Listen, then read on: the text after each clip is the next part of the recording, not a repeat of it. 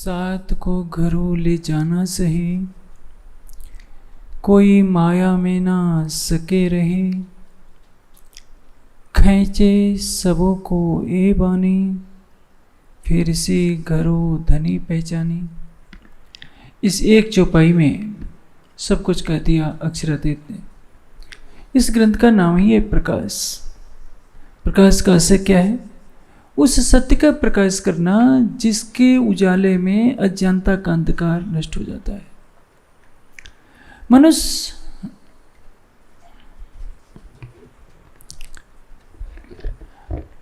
अपनी बुद्धि पर इतराता रहता है, लेकिन वह नहीं जानता कि ज्ञान का प्रकाश होना अलग है और बुद्धि की विलक्षणता अलग है। गौतम बुद्ध ने बहुत से ग्रंथों का अध्ययन नहीं किया था। रावण 10 विद्याओं का पंडित था, इससे उसके 10 मुखों की कल्पना की गई। लेकिन रावण वेद का पंडित था, ज्ञानी नहीं था।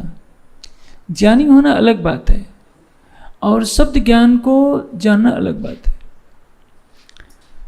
हमारा समाज कहीं ना कहीं इसी भ्रांति का शिकार हो रहा है।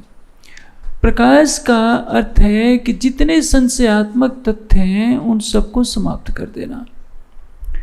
आप देखें वाणी क्या कह रही है, साथ को घरों ले जाना सही, कोई माया में ना सके रही। वाणी का क्या उद्देश्य है?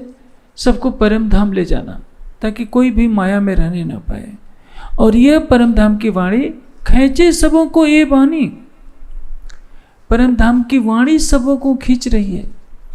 कोई व्यक्ति नहीं खींच रहा, कोई स्थान नहीं खींच रहा। आज स्थिति क्या है? वाणी की अवहेलना होती है, या तो व्यक्ति पूजा होती है या स्थान पूजा होती है। इस पूरे प्रकरण में जो सार बात बताई गई है कि भी वाही चर्चा ने वाही वचन, बेचन कहते जो परवान। वाही चर्चा ने वाही बान। रास में भी एक चौपाई आती है, तेहज वाणी ने तेहज चर्चा, प्रेम तड़ी रसाल।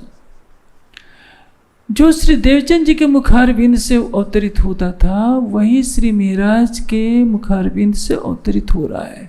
लेकिन सुंदर साथ की आस्था किस पर है? कि सतगुरु महाराज के अंदर राज्य महाराज राज्य लीला कर रहे हैं। और महाराज क्या है? जो कि सबने तारतम्य लिया था किससे? श्री देवचंद जी से। सबको क्या लग रहा था कि जैसे महाराज है, हम भी तो वैसे ही हैं। जयराम कंसारा जी को भी यही तो भ्रम था।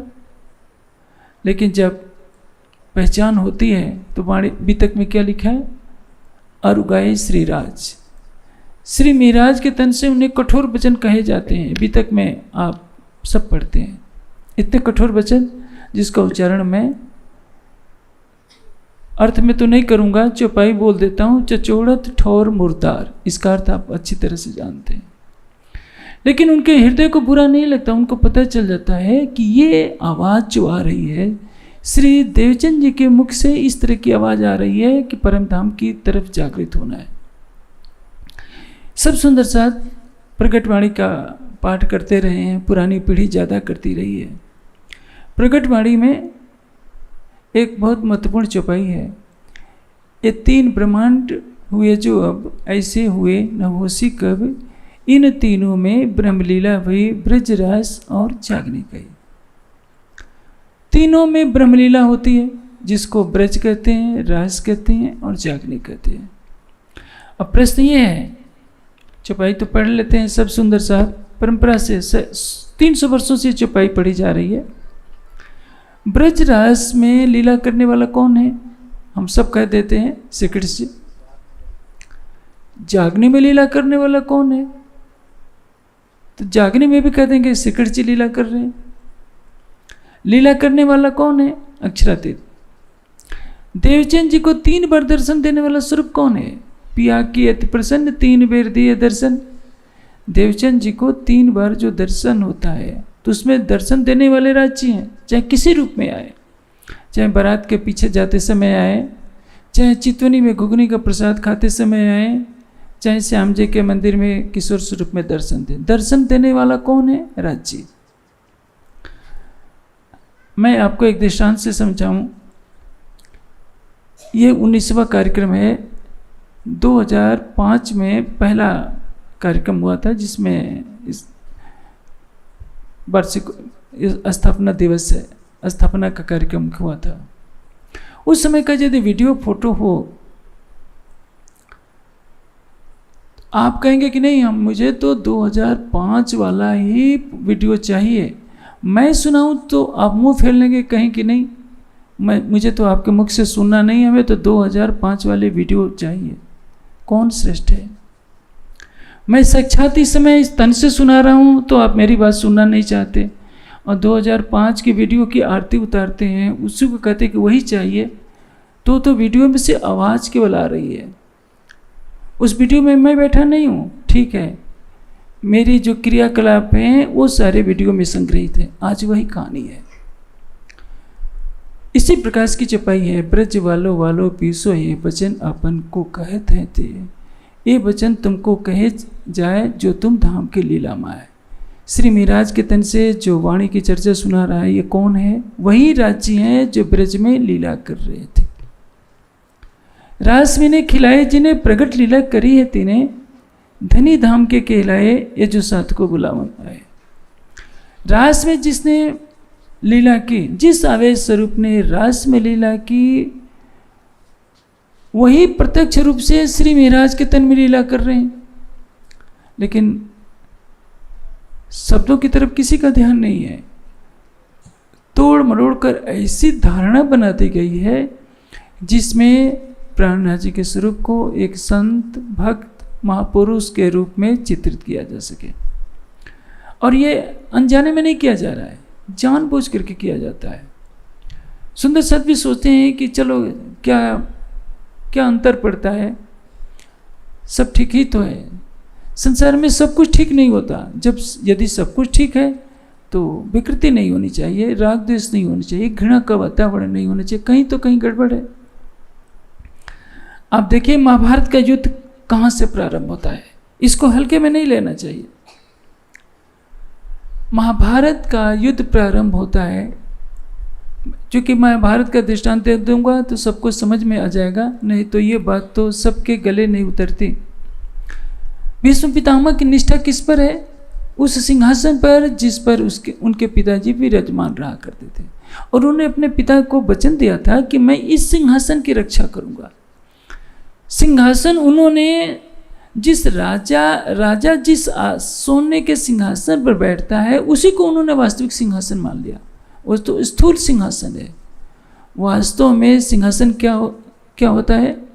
न्याय का सिंहासन, धर्म का सिंहासन, उसकी रक्षा करना आवश्यक था। यदि भीष्म पितामह ने न्याय और धर्म के सिंहासन की रक्षा की होती तो महाभारत का युद्ध कदापि नहीं होता। भीष्म पितामह ने सत्य की रक्षा नहीं की। भीष्म पितामह द्रोणाचार्य का एक ही रटाया था सिद्धांत कि हम धर्म पर हैं, हम कोई अधर्म थोड़े कर रहे हैं। क्योंकि द्रोणाचार्य का सिद्धांत था कि पिता को पुत्र की रक्षा करनी चाहिए। उनका पुत्र अश्वत्थामा किससे जुड़ा हुआ था? दुर्योधन से। तो वह अपने पुत्र के विरुद्ध नहीं जा सकते थे, इसी को उन्होंने धर्म माना। भीष्म पितामह जानते थे कि कौरव अत्याचारी है, द्रौपदी का चीरहरण हो रहा है, लेकिन जो उस सिंहासन पर बैठा हुआ राजा है धृतराष्ट्र, एक प्रकार से उनके पुत्र के समान था। लेकिन कह रहे हैं हाथ जोड़कर कि महाराज अन्याय हो रहा है। धृतराष्ट्र को जब वो सिंहासन पर नहीं बैठा होता था भीष्म पितामह डांट लेते थे, लेकिन जब वो सिंहासन पर बैठ जाता था तो भीष्म पितामह उनके अधीन होते थे। सिंहासन की गरिमा रखी जा रही है, लेकिन सिंहासन किस पर टिका हुआ है इसका निर्णय केवल वेद करता है। इसलिए महाभारत में एक बहुत ऊंची बात कही गई है कि धर्मस्य तत्त्वम निहितम गुहाया। धर्म का तत्व उस गुहा में स्थित है जिसमें ब्रह्म का साक्षात्कार होता है। धर्म के स्वरूप को हर कोई नहीं जान सकता। धर्म के स्वरूप को केवल कृष्ण जानते थे, भीष्म पितामह नहीं जानते थे। महाभारत के युद्ध के पश्चात भीष्म पितामह ने युधिष्ठिर को बहुत अधिक उपदेश दिया है, जिसको शांति पर्व में बहुत महत्वपूर्ण दृश्य देखा जाता है। उन्होंने विदुर को भी शिक्षा दी थी, लेकिन धर्म के स्वरूप को भीष्म पितामह कभी नहीं जान पाए पूरी तरह से। केवल योगेश्वर श्री कृष्ण जानते थे और कुछ अंशों में विदुर जी जानते थे, क्योंकि विदुर जी को धर्म का अवतार माना जाता था। अब श्री कृष्ण की लीला देखिए। श्री कृष्ण ने कोई रिश्ता संसार का निभाया नहीं, स्पष्ट कह दिया कि मैं पांडवों के साथ केवल इसलिए हूँ क्योंकि पांडवों के साथ धर्म है, ये मेरे फूफा के लड़के हैं, फुफेरे भाई हैं, इसलिए अर्जुन से मेरा स्नेह नहीं है। मेरे स्नेह का कारण यह है कि पांचों पांडव धर्म के स्वरूप हैं। लेकिन जब पांचों पांडवों ने जुआ खेला तो कृष्ण अलग रहे। कृष्ण द्रौपदी के चीर हरण के समय रक्षा कर सकते हैं, लेकिन जब पांडव जुआ खेल रहे थे तो जुए में जिता नहीं सकते थे। उनके लिए रिश्ता महत्वपूर्ण नहीं, रिश्ता महत्वपूर्ण है क्या है? धर्म का। धर्म क्या है? सत्य ही धर्म है। सत्येन उत्पन्ना भूमि। सृष्टि किस पर टिकी हुई है? देखिए पूरा मंत्र क्या है? सत्येन उत्पन्ना भूमि, सूर्ये उत्पन्ना दो, ऋतेन आदित्या तिष्ठन्ति, दिवसोमो अधिसृता। ये वेदार्थ करने का समय नहीं है, मैं तो संक्षेप में कह देता हूँ। पृथ्वी सारी सृष्टि किस पर टिकी हुई है? सत्य से टिकी हुई है। अब मैं पूछूं कि भीष्म पितामह ने सत्य का पालन किया था? नहीं। जब संधि दूत बनकर श्री कृष्ण जाते हैं, कई बार ऐसे अवसर आते हैं, युधिष्ठिर की तरह से दूत जब भेजा जाता है, अर्जुन भी एक बार जाते हैं, तो भीष्म पितामह को बहुत बुरा लगता है कि मैं धृतराष्ट्र का, ये हस्तिनापुर का मैं रक्षक हूँ, मैंने पिता को वचन दिया है, मैं अपने बाणों से रक्षा कर लूँगा। यही भीष्म पितामह चुप कर गए। बाद में पता चला, जब सरसैया पर पड़े तब पता चला, तब उन्होंने कहा कि यतो कृष्ण ततो धर्मा, यतो धर्मा ततो जया। युधिष्ठिर को कहा था कि युधिष्ठिर तुम्हारी विजय इसलिए हुई है क्योंकि तुम सत्य और धर्म पर अवलंबित रहे हो। पांडवों के पास कितनी सेना थी? केवल 7 अक्षौणी। कौरवों के पास 11 अक्षौणी सेना थी। 11 अक्षौणी सेना में भीष्म पितामह को इच्छा मृत्यु का वरदान है। द्रोणाचार्य के पास जब तक धनुष बाण है कोई मार नहीं सकता। कृपाचार्य और अश्वत्थामा भी अवैध हैं, उनको कोई नहीं मार सकता था क्योंकि वो दोनों अमर माने जाते थे। और कर्ण के पास जब तक कवच कुंडल है कोई मार नहीं सकता था। इतने महारथियों से सुसज्जित 4 अक्षौणी ज़्यादा होने वाली सेना, 1.5 गुनी से भी ज़्यादा होने वाली सेना क्यों हार गई? क्योंकि वो धर्म पर नहीं थी। भीष्म पितामह भी जानते थे कि जहाँ धर्म होता है वहीं विजय होती है, लेकिन चाह कर भी जो नकली सिंहासन है उस पर उनकी आस्था थी।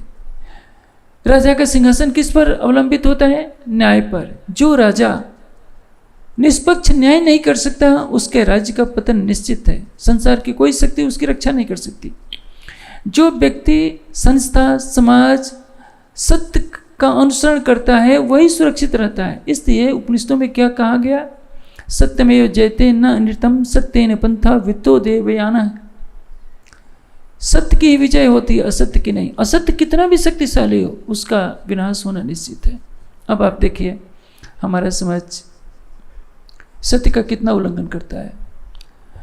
वाणी कुछ कहती है, व्याख्या कुछ की जाती है। वितक में क्या लिखा है? जब देवचंद जी का प्रकटन होता है उसके बारे में चौपाई क्या कहती है?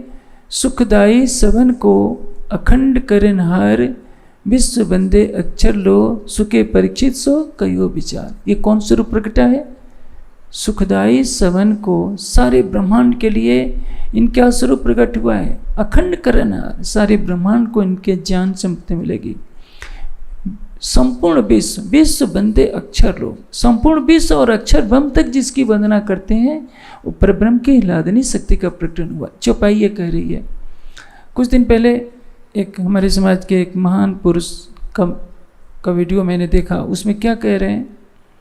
जब मिहिराज देवचंद जी के चरणों में आते हैं, उनके चरणों में प्रणाम करते हैं, तो देवचंद जी के अंदर बैठी हुई शक्तियाँ समाधिस्थ हो जाती हैं और देखती हैं कि जागनी तो इन्हीं से होनी है। यह सुनकर मुझे बहुत हंसी आई कि देवचंद जी के अंदर जो शक्तियाँ थी, श्यामा जी की आत्मा, कुछ लोग 3 शक्ति मानते हैं, कुछ 5, जो भी है, श्यामा जी की आत्मा, राज जी की आवेश शक्ति, जागृत बुद्धि, तो पूछा जाए कि ये तीनों समाधिस्थ होकर जानेंगे? राज्य के अवैध स्वरूप को समाधिस्थ होने की क्या जरूरत है? समाधि कोई प्रणाम करेगा तो कितना समय लगेगा?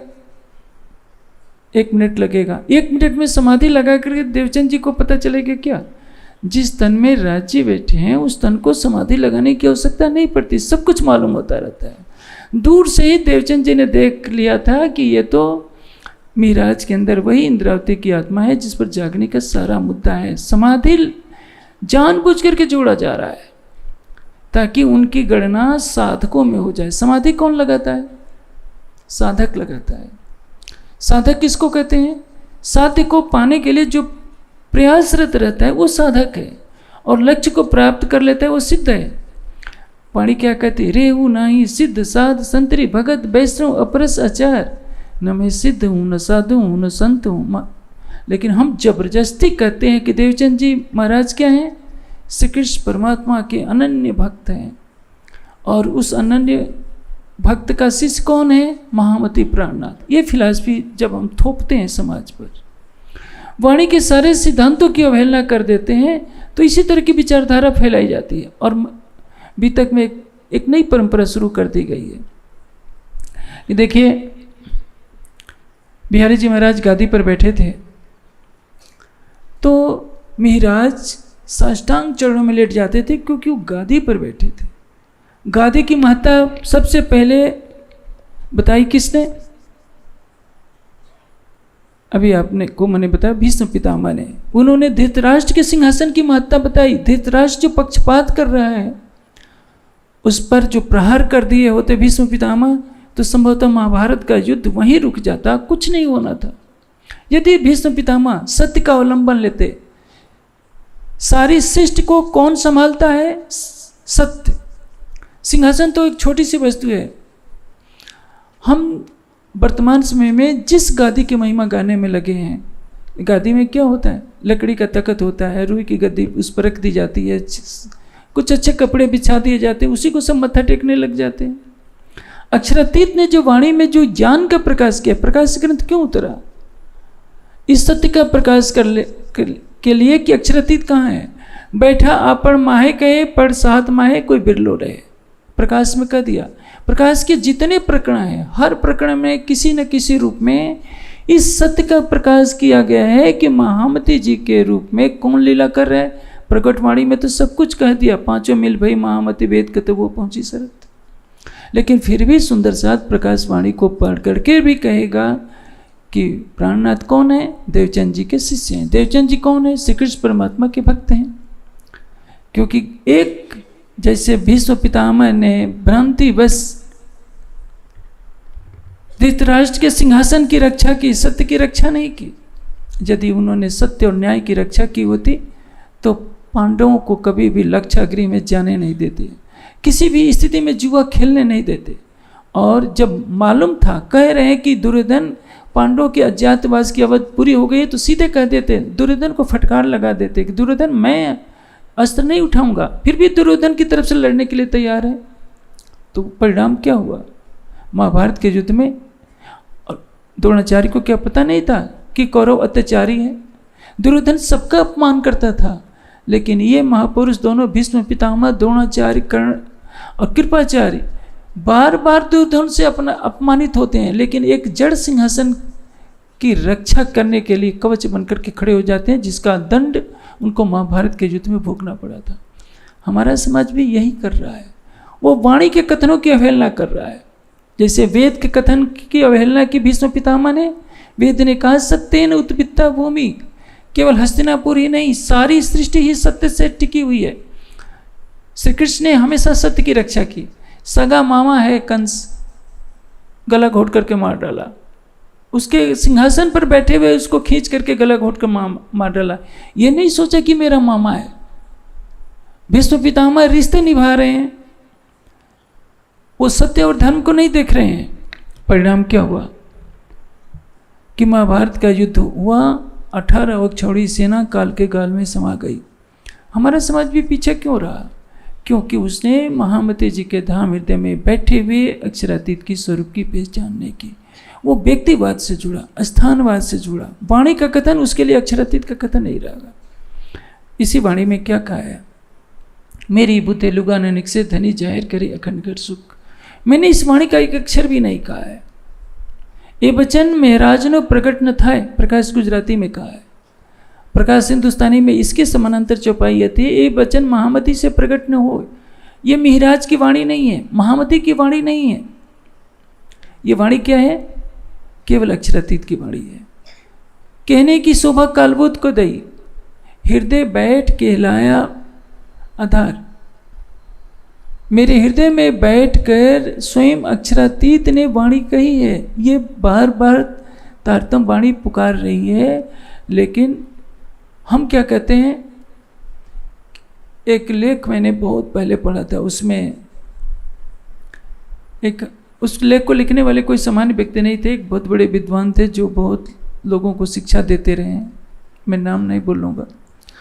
उस लेख में वो लिखते हैं कि महामती प्राणनाथ के स्वर में अक्षरातीत का स्वर लिपटा हुआ प्रतीत होता है। अकेले प्राणनाथ जी इस वाणी को नहीं कह सकते थे। अब सोचिए, देखने में तो लगता है कि कुछ नहीं, प्राणनाथ जी वाणी को नहीं कह सकते। इस वाणी में अक्षरातीत श्री कृष्ण का आवेश लिपटा हुआ प्रतीत होता है। देखने में लगता है कि कुछ भी बात नहीं है, लेकिन सब कुछ है इसमें। तो प्राणनाथ जी को बिल्कुल साधारण से व्यक्ति बना दिया जा रहा है। एक और महान विद्वान थे, वो भी दुनिया से जा चुके हैं। वो क्या कहते हैं कि प्राणनाथ जी की लीला तो एक मनुष्य की लीला है। देखिए, दिल्ली में जब जाते हैं तो कहाँ कहाँ उनको भटकना पड़ता है, सिफारिश करनी पड़ती है। श्री कृष्ण की लीला तो पूर्ण ब्रह्म परमात्मा की लीला है। वे कंस को मार देते हैं, गोवर्धन से रक्षा करते हैं, कितने चमत्कार हो जाते हैं। प्राणनाथ जी में तो कोई शक्ति ही नहीं थी, सीधे। अब आप उनको कौन बताए कि यदि चमत्कार दिखाना होता तो उन्हें वाणी की चौपाई ध्यान से देखनी चाहिए कि साधो कहर कहे करमात ये दुनिया तित रांचे। यदि श्री कृष्ण जी ने गोवर्धन पर्वत उठाया, यदि श्री कृष्ण जी ने मरे हुए को जीवित किया, तो महामती जी के तन से भी ऐसी लीला हुई। उन्होंने कुबड़ा को ठीक किया तो इन्होंने ललिता को ठीक किया। नागजी भाई के सामने मौत खड़ी थी, मलकूल मौत झलुबिया। श्री जी की कृपा दृष्टि से मौत वापस लौट गई। यदि अजगर के मुख से निकालकर गोप ग्वालों बालों को श्री कृष्ण जी जीवित कर सकते हैं, तो ये श्री कृष्ण जी ने जीवित किया, तो श्री जी के द्वारा भी ऐसी लीला हुई। कहने का अर्थ क्या है? हृदय में यदि पक्षपात की प्रवृत्ति हो तो कुछ भी सिद्ध किया जा सकता है। इसलिए हमारा समाज, जैसे भीष्म पितामह धृतराष्ट्र के सिंहासन की रक्षा करते रहे, हमारे समाज का विद्वत वर्ग जड़ गादी की रक्षा करता है। वो प्राणनाथ जी के स्वरूप की रक्षा नहीं करना चाहता, प्राणनाथ जी के स्वरूप की महिमा नहीं बताना चाहता। प्रकट वाणी के अंतिम चौपाइयों में क्या लिखा है कि सारी दुनिया किसको अक्षरातीत मानेगी? तब कोई नहीं किसी के संग दुख सुख भुगते अपने अंग। छठे दिन के बाद सातवें दिन न्याय की लीला होगी, उसका भी वर्णन है कि सारा ब्रह्मांड किसी जान से मुक्त होगा, तारतम वाणी के ज्ञान से मुक्त होगा। और हमारा समाज उसी पगडंडी पर चलता रहा, या तो किसी व्यक्ति विशेष के अधीन रहा, किसी स्थान विशेष के अधीन रहा, उसी के महिमा मंडन में लग गया। और समाज को यही डराया गया कि यदि आप इनका कहना नहीं मानोगे तो देखिए इनके पास इतनी शक्ति है, इतना समाज है, आप तो मुट्ठी भर हैं। लेकिन याद रखना चाहिए, सत्य हमेशा शक्तिशाली होता है। सत्य का सूर्य कभी समाप्त नहीं हो सकता। वो असत्य के घने बादलों में थोड़ी समय के लिए ढक सकता है, लेकिन सत्य के प्रकाश को समाप्त करना असत्य के लिए कभी भी संभव नहीं है। इसलिए यदि संसार के सभी मनीषी केवल वेद की एक पंक्ति को याद कर लें, सत्येन उत्तभित्ता भूमि, यह सारी सृष्टि सत्य से टिकी है, सत्य ही धर्म है, सत्य ही परमात्मा है और सत्य ही सर्वशक्तिमान है। जिसके मन में, वाणी में, कर्म में सत्य रहेगा, उसको संसार में कोई भी पराजित नहीं कर सकता है। अक्षरातीत सत्य है तो उनकी वाणी भी सत्य होनी चाहिए। उनकी वाणी के विपरीत किसी का भी कथन, चाहे वो कितना भी बड़ा विद्वान हो, कितना भी बड़ा शक्तिशाली हो, सारी दुनिया उसके चरणों में झुकती हो, तो भी उसके कथन को नहीं मानना चाहिए। राजी ने तो लीला करके यह बता दिया, यदि मैं भी वाणी के विपरीत बोलता हूं तो मेरी बात को झूठा मान लेना। दिल्ली का प्रसंग याद कीजिए, जब दिल्ली में अड़िका लीला होती है और राजी का वेश प्रकट होकर के कहता है कि सकुमार की जागनी तो मैं कुछ ही दिन में मैं करा दूंगा। जब समय आता है तो वो जिस सुंदर साथ के तन से लीला होती है वो श्री जी के बराबरी में बैठने लगे। कहते हैं कि श्री जी मैं आपसे ऊपर तो नहीं बैठ सकता, आपके बराबर में बैठ सकता हूँ। लक्ष्मीदास को शर्मिंदा नहीं करना था। आने वाले समय में सब सुंदर साथ को एक रास्ता दिखाना था। लक्ष्मीदास जी के घर प्रकट होते हैं, प्रतिदिन बातें करते हैं, भोजन भी करते हैं। कहते हैं कि लक्ष्मीदास क्या चिंता करते हो, इन लोगों से कुछ नहीं होगा, मैं तुम्हारे तन से सकुमार की आत्मा को जगा दूंगा। जब समय आता है लक्ष्मीदास जी कहते हैं कि श्री जी, राजी आप अपना वचन तो पूरा कीजिए। राजी अंतर्धान हो जाते हैं कि यदि मैं भी कह रहा हूं वाणी के विपरीत तो बिल्कुल झूठ मान लेना। कलश में उन्होंने कह रखा है, इंद्रावती के मैं अंगे संगे इंद्रावती मेरा अंग, जो अंग सौंपे इंद्रावती तय प्रेमी रमण। अंग सौंपे का तात्पर्य क्या है? जो अपना हृदय दे देगा महामती को, उसको मैं आनंद में डुबो दूंगा।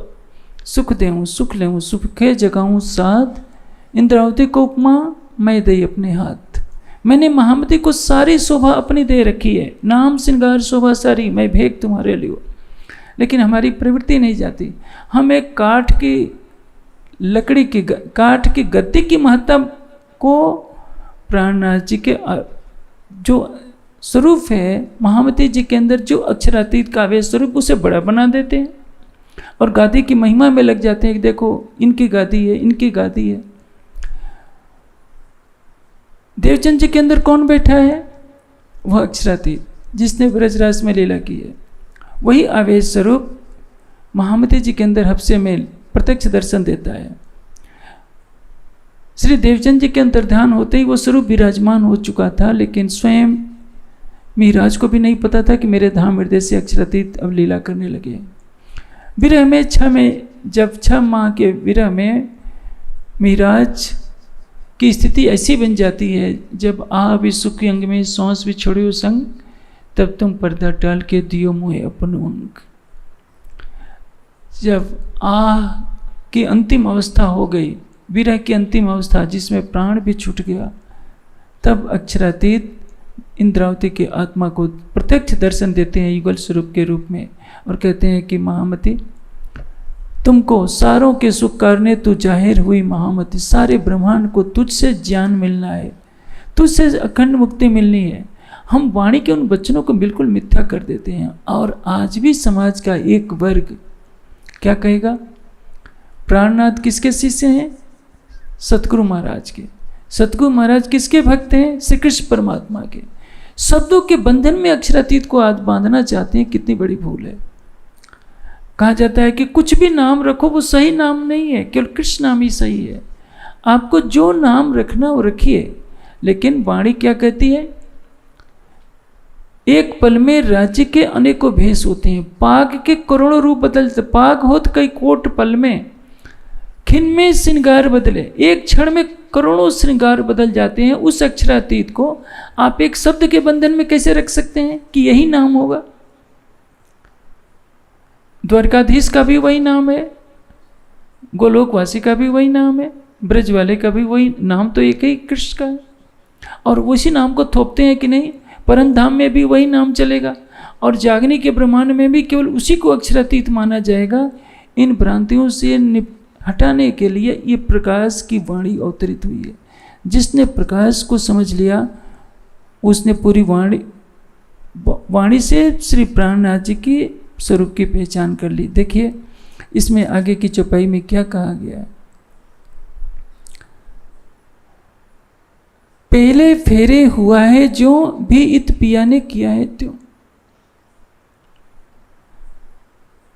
पहले फेरे में क्या करते थे?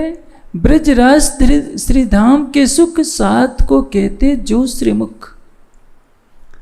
देवचंद जी के तन से क्या होता था? ब्रजराज और धाम की सुधति पर जागने की सुधना। ब्रज की लीला का वर्णन करते हैं श्री देवचंद जी, राज का वर्णन करते हैं। जब परम धाम का वर्णन करते समय दीवार पर हाथ खींच देते हैं तो यमुना जी बहने लगती है। ब्रजराज का वर्णन करते हैं तो सारी लीला प्रत्यक्ष प्रकट हो जाती है, सब सुंदर सा दर्शन करते हैं। उस स्वरूप को हम क्या कह देते हैं? ये तो श्री कृष्ण की भक्ति करते हैं, श्री कृष्ण के भक्त हैं। इसलिए कल सटरुति का विषय है, मैं उसकी एक बात को थोड़ा सा यहाँ संकेत कर दूंगा कि बात कितनी महत्वपूर्ण है। आपो पो उलखावी मारा वाला दर्पण दाखो छो प्राणनाथ, दर्पण नो सुख काम पड़े जारे ते केंगन पहन्यो हाथ। जैसे मेरे हाथ में घड़ी है,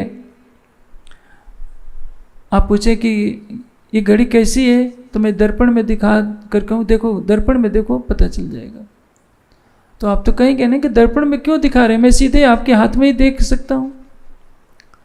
ब्रजराज की लीलाएं दर्पण की तरह है, प्रतिबिंब की तरह है। वो लीला हो गई, जैसे मैंने अभी आपको दृष्टांत दिया कि मैं इस समय चर्चा सुना रहा हूँ तो आप नहीं सुनना चाहेंगे, कहेंगे कि नहीं 2005 की वीडियो होगी तो हम सुनेंगे, आज वाले राजन समय समय से कोई लेना देना नहीं है।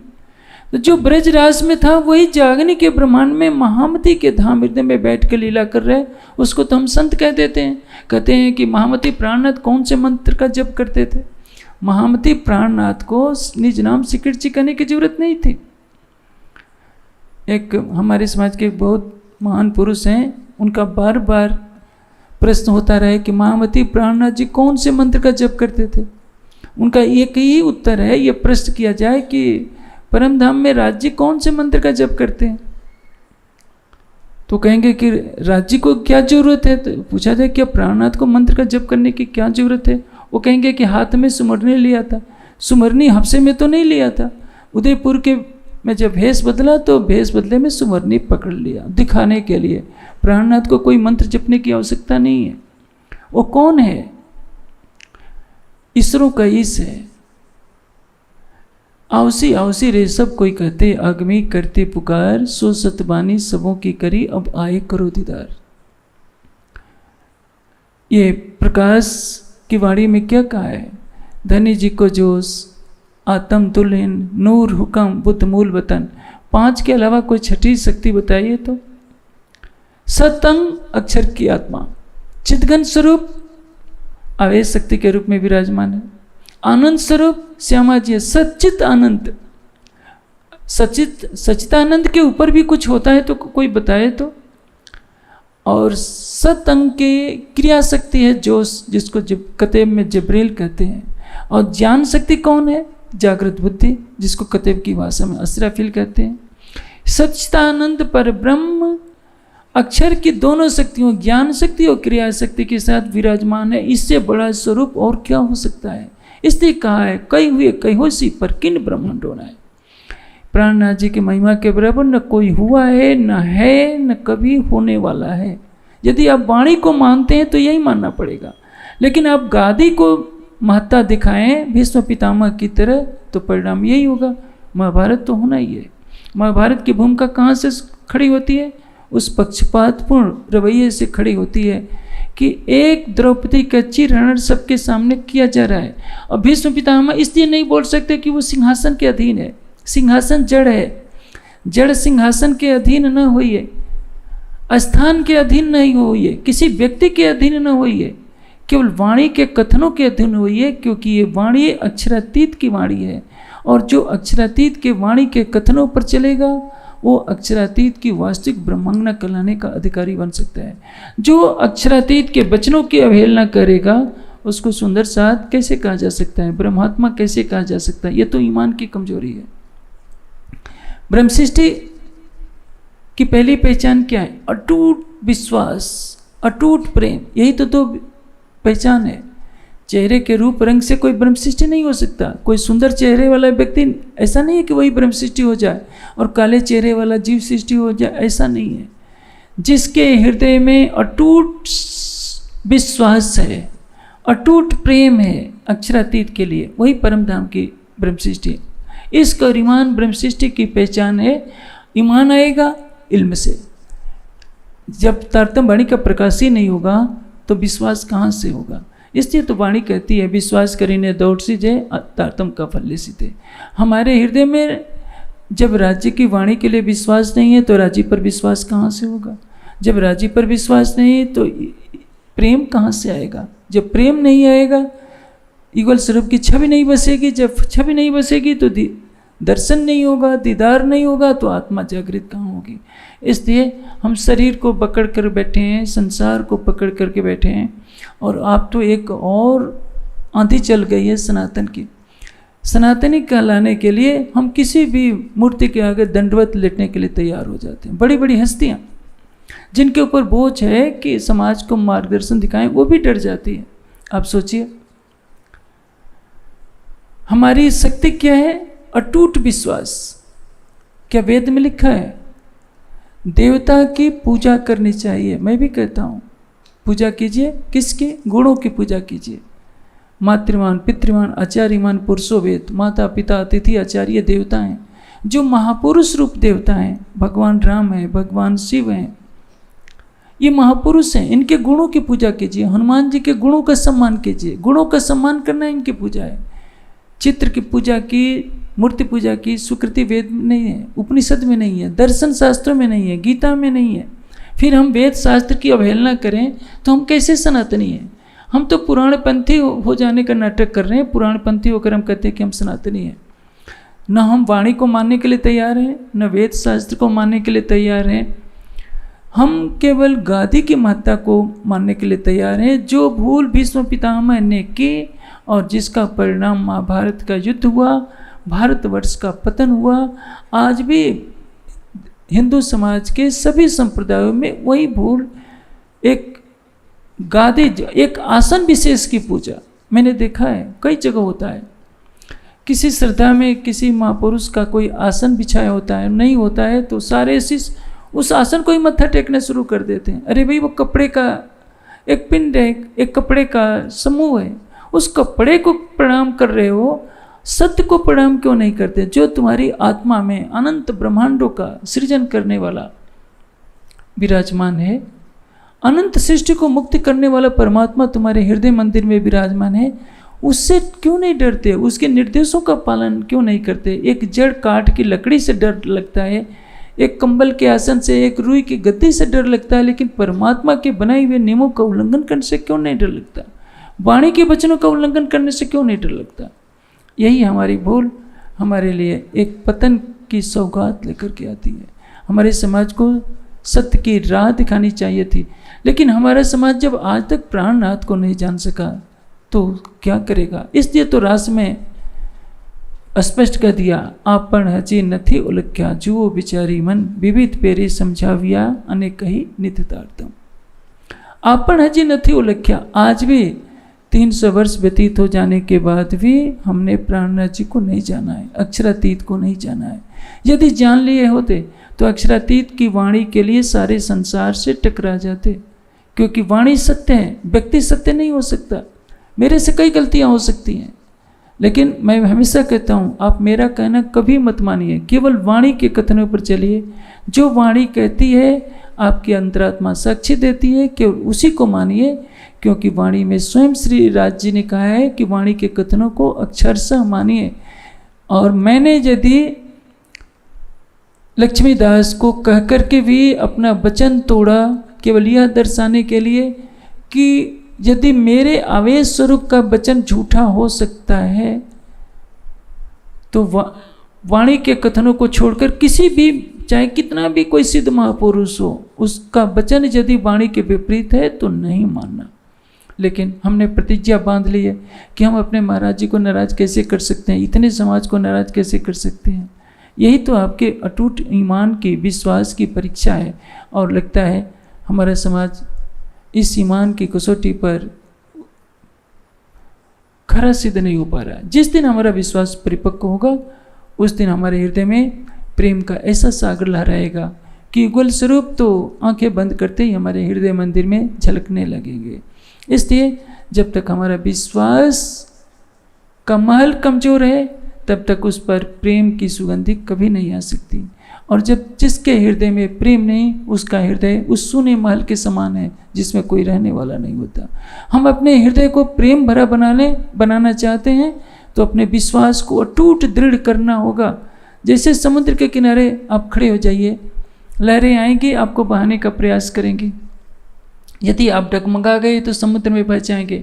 आप अपना पाँव जमाए रहिए, लहरें आएंगी, वापस लौट जाएंगी। इसलिए संसार में कितना भी कष्ट झेलना पड़े, एक सीता को देखिए, रावण कितना भी डराता है, धमकाता है, कहता है कि यदि तुमने मुझे पति रूप में स्वीकार नहीं किया तो 1 महीने के अंदर तुम्हारे मांस को पकाकर राक्षसों को खिलवा दूंगा। सीता को तब भी डर नहीं है, मरना हो मर जाए, लेकिन राम के अलावा वो किसी को प्रीतम के रूप में नहीं मान सकती। आप सोचिए, आप तो परम धाम के ब्रह्ममुनि कहलाते हैं, आप तो संसार के मिट्टी के पुतलों से डर जाते हैं। इतने लोग विरोध में हो जाएंगे, इतने लोग ये हो जाएगा, ये नुकसान हो जाएगा, आप क्यों सोचते हैं? आपकी आत्मा का प्रीतम हर पल आपके साथ है। इसलिए जागने के ब्रह्मांड में, जागनी लीला में, जागनी का जो स्वरूप महामती जी के धाम हृदय में लीला कर रहे हैं, उसको पहचानने की आवश्यकता है। उसकी वाणी पर अपना सर्वस्व समर्पण करने की आवश्यकता है। उसके निर्देशों पर चलने की आवश्यकता है। उसकी पहचान संसार को देने की आवश्यकता है और अपने धाम हृदय में उसको बसाकर, उसके हृदय में डूबकर यहीं बैठे बैठे परम धाम का सुख लेने की आवश्यकता है। इसको कहते हैं इति बैठे घर जागे धाम, पूरे मनोरथ हुए सबका।